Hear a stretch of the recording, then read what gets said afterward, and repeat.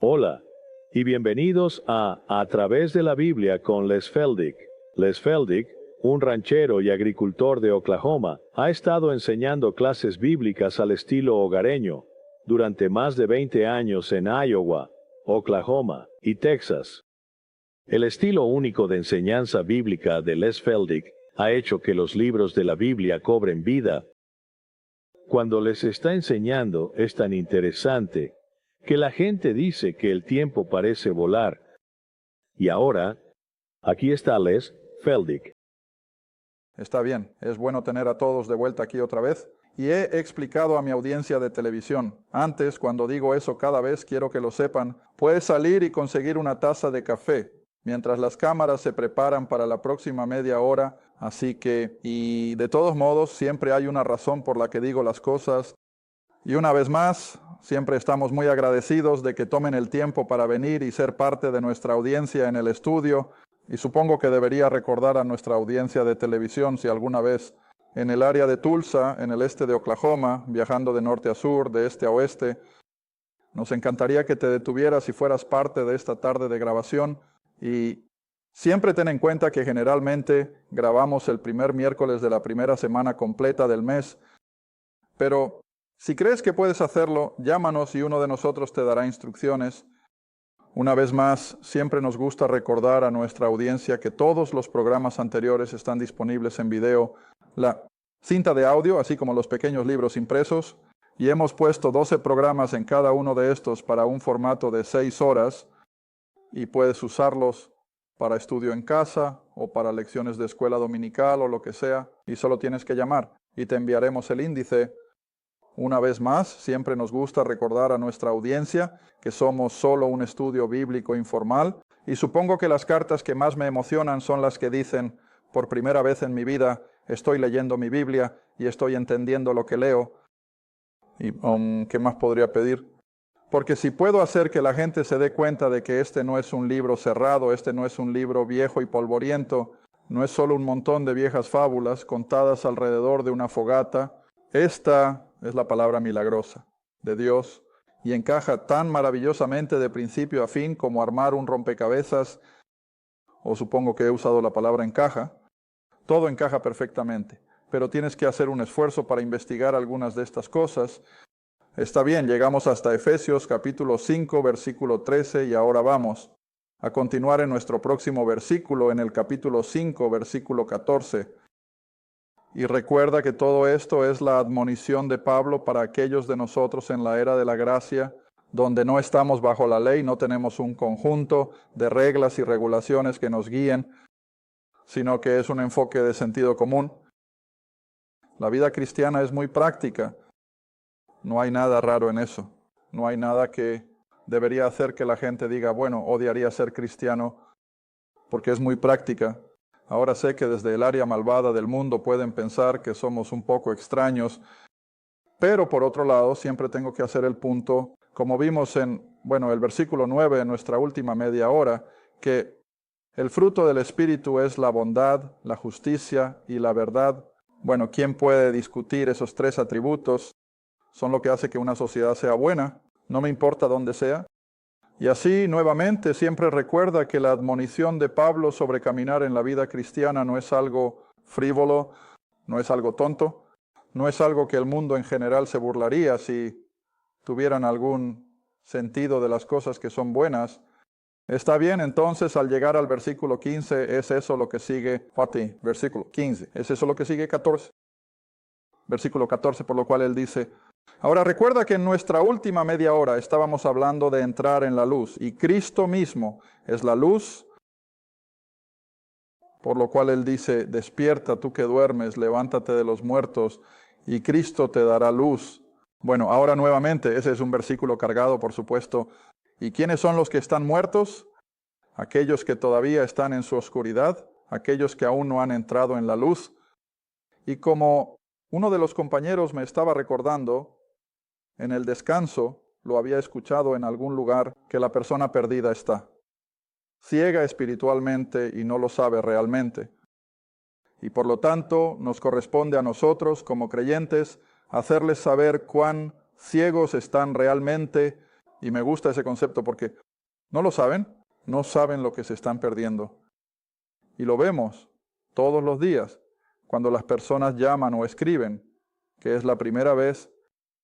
Saben de lo que estoy hablando, que su alegría simplemente desborda y tener tal libertad, que no están bajo algún programa legalista. Y todo esto es parte integral de las enseñanzas de Pablo. Por supuesto es que cuando entramos en la luz, la luz se manifiesta y entonces somos liberados de nuestra oscuridad. Está bien, versículo 15. Ve entonces que andes con cuidado. Ahora, mucha gente simplemente pasa por alto algunas de estas palabras sin darse cuenta de lo que está hablando. ¿Qué significa andar con cuidado? Bueno, la palabra circun proviene de circunferencia y lo que realmente estás viendo aquí es un círculo. Y me gusta imaginar que tú y yo, mientras caminamos en este mundo de oscuridad, maldad e iniquidad, es como si estuviéramos caminando a su alrededor constantemente y ellos pudieran vernos desde todos los lados. Y la admonición de Pablo es entonces que mientras caminamos en la vista de todo el mundo que nos rodea, deberían poder ver nada más que una manifestación de la luz que representamos. Y por supuesto aquí es donde tantos creyentes que profesan fallan. Y como hemos dicho en programas anteriores, al Señor le duele que su propio pueblo no viva una vida que el mundo puede mirar sin decir con desdén, eso es lo último que querría hacer. Pero debemos andar de tal manera que puedan decir, desearía tener lo que esa persona tiene. Así que debemos andar con cuidado. ¿Y cuál es la siguiente parte? No, como necios. Ahora, por supuesto, todos tenemos nuestra propia idea de la definición de un necio, pero siempre hay que usar las Escrituras. Las Escrituras tienen la definición perfecta. Definición de un necio. Algunos de ustedes deberían saber a dónde los voy a llevar. Salmos 14. Salmos 14. Podemos ir hasta el Antiguo Testamento de nuevo. Y no creo que hayamos usado este versículo desde uno de nuestros programas anteriores, que por supuesto fue hace unos años. Salmos 14, versículo 1. Algunos de ustedes probablemente lo tendrán bastante bien marcado. Salmos 14. Vamos a entrar en el versículo 1. Todavía estás buscando. Oh, espera un momento. Salmos 14. Versículo 1. David está escribiendo este salmo por inspiración, por supuesto. Todo es la palabra inspirada de Dios. El necio, ¿ves? El necio ha dicho en su corazón, no hay Dios. Ahora la mayoría de las Biblias tendrán el no hey en cursiva. ¿Qué significa eso? Se ha añadido. Los traductores lo añadieron con la esperanza de aclarar, pero no creo que le hayan hecho ningún favor a este versículo al añadirlo. Y me gusta omitir esas dos palabras y leerlo de esta manera. El necio ha dicho en su corazón, no. ¿Hay Dios? No es que no haya Dios. No creo que haya un hombre vivo que pueda decir eso honestamente. Ahora, hay algunas personas que intentan afirmar que son ateos, pero muy en el fondo, cuando el ángel de la muerte llame a su puerta, de repente se darán cuenta de que hay un Dios, que hay una eternidad. Así que no me gusta verlo de esa manera. Pero más bien, si pusieras una coma después de la palabra no, el necio dice no. A Dios, ¿ves? El necio dice no. Dios, no voy a hacer lo que me dices. No voy a creer lo que dices.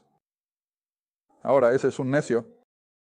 Ahora, tan pronto como entiendas ese concepto, que el necio es la persona que dice no a Dios, él es el hombre que entonces está desprovisto de ¿qué? Fe. ¿Ves? Así que el necio es en realidad una persona que está desprovista de fe. Y hemos tenido ejemplos a medida que hemos avanzado a través del Antiguo Testamento. Caín fue el primero. El tipo estaba desprovisto de fe. Y como consecuencia no trajo el tipo de sacrificio que Dios le había dicho que trajera porque no creía lo que Dios decía. Él racionalizó. Bueno, uno de los siguientes que encontramos al principio es Israel. Israel, él no era un hombre de fe. Él fue y hizo exactamente lo opuesto a lo que Dios, a través de su padre Abraham, había dicho, que no se casara con cananeos, pero él fue y lo hizo de todos modos. Así que mostró el hecho de que estaba desprovisto de fe. Él dijo que no a Dios. Bueno, entonces el siguiente, que yo llamo el ejemplo casi clásico de la falta de fe, es Esaú. Esaú, y cuando enseñé en ese entonces dije que probablemente era un tipo más agradable que Jacob. Pero ¿cuál era su problema? Sin fe, no podía darle ni un gramo de importancia a nada de lo que Dios decía. Y entonces, ¿qué pasó? Se convirtió en el epítome de un hombre sin fe. Y así Israel.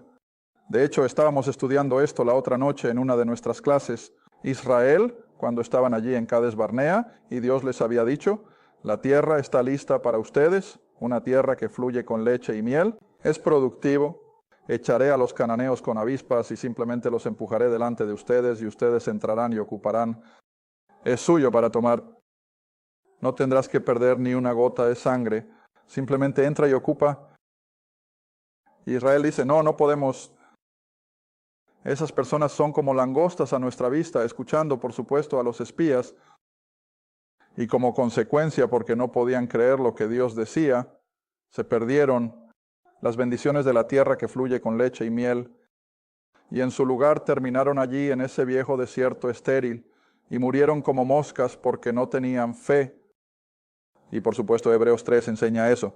No seas como esa generación, quien cuando por fe podrían haber tenido la tierra prometida, pero debido a su incredulidad, porque le dijeron que no a Dios, terminaron con sus cadáveres tirados en el desierto. Bueno, vemos todo esto a través de las Escrituras, donde una y otra vez la nación de Israel, especialmente la nación de Israel, el Mesías, vino y se presentó. Y como no podían creer ni una palabra de lo que Dios decía, ¿cuál era su actitud? Nada. Bueno, sale de Nazaret y después de sus 3 años realizando milagros, señales y maravillas, debido a su incredulidad, como una nación de necios, si se quiere, ¿qué hicieron? Lo crucificaron, ¿ves?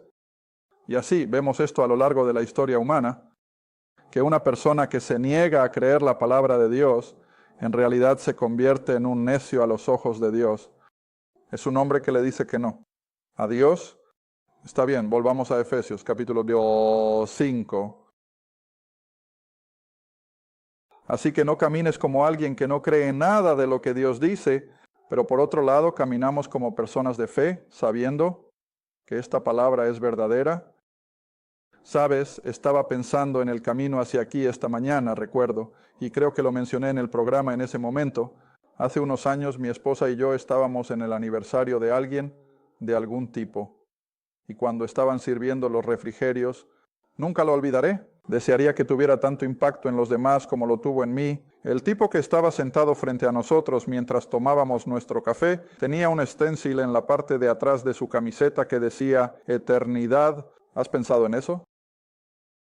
Ahora piensa en eso. ¿Cuántas personas hoy en día se detienen siquiera 5 segundos a considerar la eternidad? Es un pensamiento interesante, ¿verdad? Está ahí afuera y no es solo un producto de nuestra imaginación, es real. Hay una eternidad y nunca termina. Y tenemos 2 opciones. Puede ser en la presencia de Dios o puede estar separado de Él. Y así, de nuevo, el necio dice, no. Dios, no hay eternidad de la que preocuparme. Voy a disfrutarlo aquí y ahora. Pero Pablo dice, no seas el necio y camina con precaución y como una persona sabia, un pueblo de fe. Está bien, sigue leyendo. Siguiente versículo. Redimiendo, o el tiempo. Porque los días son que malvados. Ahora, Pablo escribió eso aproximadamente en el año 60 de Cristo. El mundo era malvado, entonces, tan malo como lo es ahora.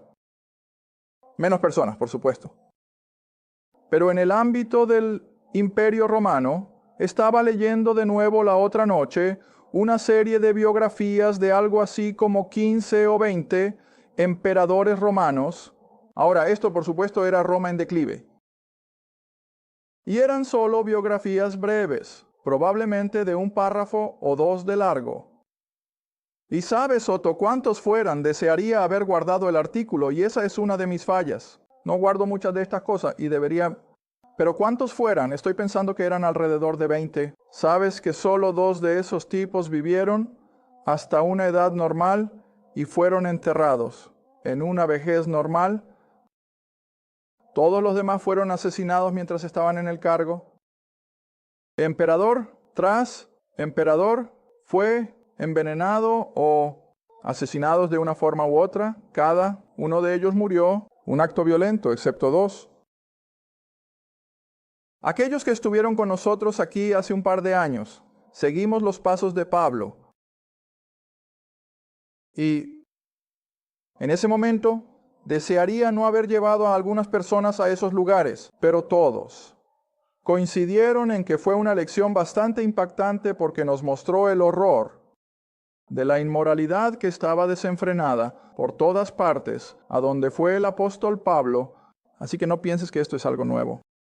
Recuerdo que en los 70, ya sabes, cuando salimos del movimiento hippie de los 60, y estaban hablando sobre la nueva moralidad, bueno, ya en aquel entonces les estaba diciendo a mi clase, no es una nueva moralidad, es la misma vieja inmoralidad que ha atormentado a la raza humana desde el primer día. Nada ha cambiado.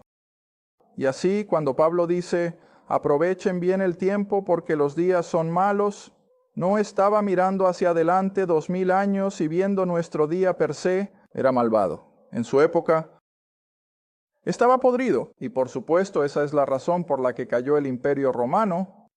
Estaba podrido hasta la raíz.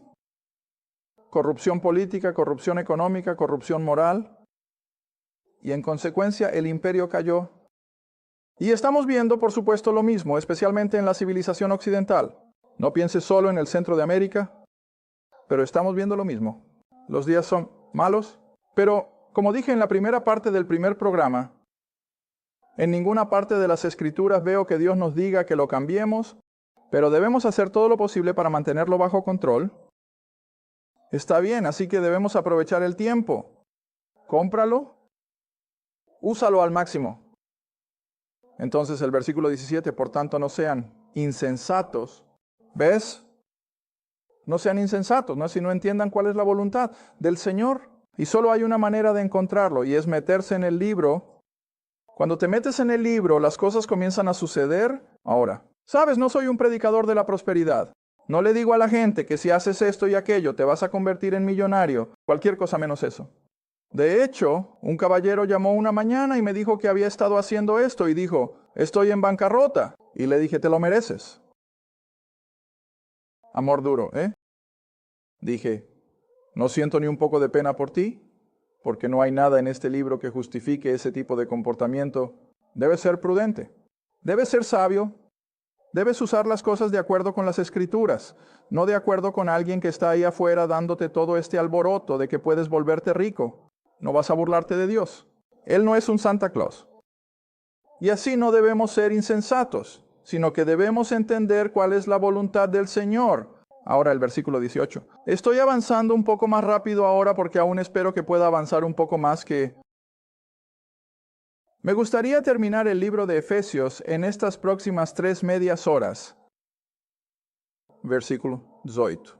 Todo esto es parte del mismo proceso de vivir bajo la luz, viviendo de acuerdo con los pasos sabios de un hombre de fe. Y luego el versículo 18, y no os embriaguéis con vino, en lo cual hay disolución, sino que en lugar de usar el vino, como el Espíritu, sed llenos del Espíritu Santo. Ahora, no sé cuántas personas se detienen a pensar en esto. ¿Cuántas veces has conducido por la ciudad y has visto un letrero sobre la licorería que dice espíritus? ¿Sí? ¿De dónde sacas eso? El alcohol. Es un espíritu. Es un rompecabezas mental. ¿Sabes? En el negocio del ganado, no sé si lo he visto en otro lugar, pero en el negocio del ganado, cuando tienen subastas de su ganado de pura raza, generalmente lo hacen a las 5 de la tarde. A las 5 de la tarde tendrán lo que solían llamar un cóctel. ¿Sabes cómo lo llaman ahora? ¿Es hora de ajustar la actitud? Bastante astuto, ¿no? Ajuste de actitud. Bueno, supongo que lo que quieren hacer es ajustar la mente del tipo para que esté dispuesto a gastar un 100% más de lo que había planeado gastar. Pero sea como sea, el concepto es el mismo, que no debemos depender del espíritu del alcohol para afectar nuestro pensamiento. Pero el lado opuesto es el Espíritu Santo. El Espíritu Santo se convierte en nuestro ajustador mental, si así lo quieres llamar. Y no, Él es quien nos guiará y dirigirá en todas las cosas que Dios quiere que hagamos. Ahora, el versículo 19, quiero decir, todo esto está en este mismo concepto de la caminata cristiana. Se trata de una vida monótona. Se trata de una vida en la que tienes la cabeza gacha y solo piensas, oh, qué vida tan horrible. No, es una vida de alegría y que, cantando, mira, cantando. Cuando estaba mirando este versículo anoche, preparándome para hoy, no pude evitarlo mientras lo leía, hablando entre ustedes con salmos, himnos y canciones espirituales, cantando y haciendo melodía en su corazón al Señor. No pude evitarlo, pero estuvimos en Haití hace un par de años, Iris y yo, y estábamos enseñando a unas 700 personas y ellos venían 6 en punto y durante las primeras 2 horas fue cantar, cantar, cantar. Y simplemente levantaban las vigas, ¿sabes? Y algunas de las canciones, aunque estaban en un idioma que no entendíamos, entendíamos la melodía. Así que las cantábamos en inglés, pero fue una experiencia.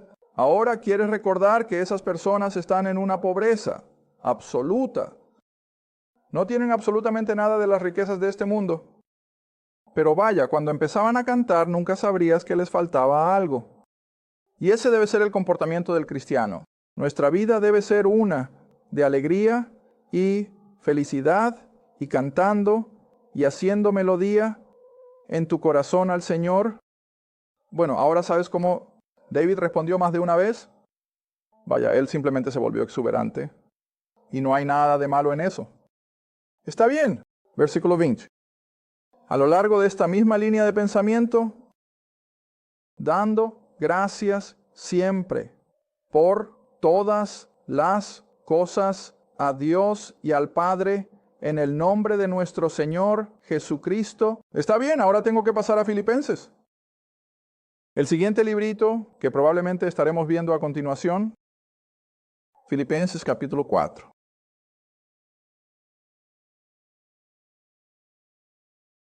Filipenses capítulo 4. Y simplemente comenzaremos en el versículo 4, si les parece bien. Filipenses, capítulo 4. Y entrando en el versículo 4. ¿Cuál es la primera palabra? Regocíjate. ¿Ves? Regocíjate. Ahora, eso significa exactamente lo que dice. No debemos ser un pueblo con la barbilla en el pecho, lamentándonos y pensando, oh, ¿qué mundo tan duro es este? No. Debemos estar en una actitud de regocijo. Y de nuevo, él dice, les digo, regocíjense. Ahora, miren, ¿cuáles eran las circunstancias en las que estaba Pablo cuando escribió esto? Bueno, él está en una prisión romana. Está bajo custodia romana. Él tiene grilletes, probablemente en ambos brazos. Y aún así el hombre pudo escribir, regocíjate. ¿Ves? Antes en su ministerio, ¿recuerdas cuando estaba en las mazmorras allá en Filipos? Y acababan de azotarlo, lo que significaba que su espalda y su torso estaban como carne molida. Y lo arrojaron a las mazmorras, lo pusieron en cepos con ratas y alimañas corriendo por encima de él. Puedes estar seguro. Y aún así Pablo y Silas lamentaron su condición. No, ¿qué hicieron? ¿Cantaron himnos? Los cantaron tan fuerte que todos los prisioneros se dieron cuenta de cómo estos dos hombres, bajo sus circunstancias, aún podían cantar. Y así Pablo. ¿No dijo esto de manera superficial? Pablo no está de repente escribiendo desde alguna gran y hermosa habitación de hotel y diciéndole a su gente pobre allá afuera, oigan, regocíjense. No, Él está en las peores circunstancias. Y luego puede decirlo 2 veces en un solo versículo. Está bien, entonces el versículo 5, que vuestra moderación sea conocida por todos los hombres. ¿El Señor está cerca? Bueno, si Él pensaba que el Señor estaba cerca, entonces ¿cuánto más cerca está hoy? Pero ahora aquí está el siguiente versículo que realmente quiero analizar. Ten cuidado o no te preocupes por nada. Eso es lo que significa ten cuidado. Dice, no te preocupes por nada. Todos han visto la placa en la pared, ¿verdad? ¿Por qué preocuparse? Cuando puedes orar, muchas veces, incluso nosotros los creyentes olvidamos eso. Pero eso es exactamente lo que significa. Está bien, así que no te preocupes por nada. Pero, ¿cuál? ¿Es la siguiente palabra? Todo, no solo en algunas cosas, en el espíritu, sino en todo, en cada pequeño detalle de nuestra vida cotidiana. Dios está interesado. Ahora, no está interesado en nuestras cosas superficiales. No vamos a ser tontos en nuestras peticiones de oración, pero todo lo que es básicamente importante para nosotros, Dios quiere escucharlo. Y así Él dice, en todo por oración y súplica, pero ¿cuál es la clave? Con acción de gracias. ¿Cuántas personas hoy en día no oran y piden y persuaden a Dios y nunca piensan en agradecerle? Nunca piensan en agradecerle. Todo lo que hacen es pedir, pedir, pedir. Bueno, puedo decirte desde el principio que ese tipo de oraciones no son muy propensas a ser respondidas. Cada vez que oramos, lo precedemos con acción de gracias. Gracias, Señor, por lo que vas a hacer. Y cuando suceda, por el amor de Dios, no olvides agradecerle de nuevo. ¿Ves? Está bien, así que haz tus peticiones con acción de gracias. Luego déjalas saber a Dios. Ahora, ¿cómo las hacemos saber? ¿Lo verbalizamos? ¿Ves? Ahora sé que Dios puede leer nuestros pensamientos. No pienses ni por un minuto que no lo sé. Pero Dios solo espera que pensemos en algo y luego lo toma como nuestra petición. No, Él espera que verbalicemos estas cosas. Señor, esto es lo que necesito. ¿Esta es la necesidad de otra persona? Normalmente abrimos nuestro programa de televisión por la tarde con un tiempo de peticiones de oración. Y sin importar lo que sea, sabemos que a Dios le importa, pero Él espera que verbalicemos estas peticiones. Háblale de eso. ¿Ves? ¿Está bien? Y luego, después de que hemos hecho nuestras peticiones conocidas a Dios, versículo 7, siempre enseño como la respuesta a cada sola oración que hayas pronunciado. Si eres un verdadero creyente, toda oración que pronuncies es respondida en el versículo 7. Y luego la petición directa puede ser respondida de la manera que esperas, pero ya sea que Él diga sí, no, o tal vez a tus peticiones en el versículo 6, ya ha prometido la respuesta del versículo 7. ¿Y qué es eso? Que la paz que sobrepasa, o la paz de Dios, que sobrepasa todo entendimiento, guardará vuestros corazones y mentes en Cristo Jesús. Ahora, ¿qué significa eso? Que sin importar por lo que estemos orando, ya sea que realmente se convierta en una realidad y se responda, eso es irrelevante. Pero ¿sabes qué es lo importante?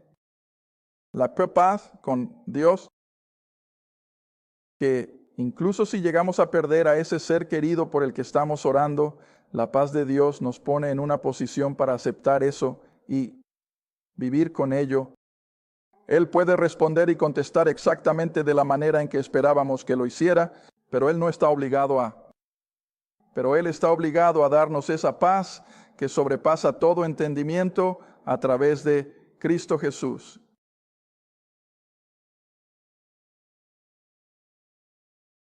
Gracias por ver a través de la Biblia con Les Feldick, un estudio bíblico semanal.